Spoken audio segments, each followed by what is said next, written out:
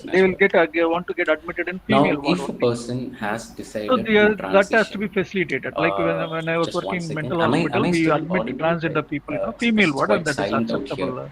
You're So, audible. Even in You're a jail audible, Dr. also, they have a special Thank you. thing in a Sometimes female it jail feels like only. I'm talking to myself. Transgenders have a Just separate forgiving it. block in the So, if female someone jail has only. So decided they to do usually a they want to be transition, the transgender females. I'm not the talking about various transgender steps men. in I'm transition talking about is transgender it females. So starts transgender from females want to be identifying treated the like a problem, female. which is They having a even like diagnosis dislike the of a term third person gender. having gender And when you say dysphoria. even third gender, Now, they don't like having that. They the say I'm a diagnosis in female only. I'm hand, not a the third next gender. step is to Yes, have sir. an So exhaustive like that. counseling session, because Another point is gender affirming said about therapy this in itself transphobia is among healthcare professionals. a very big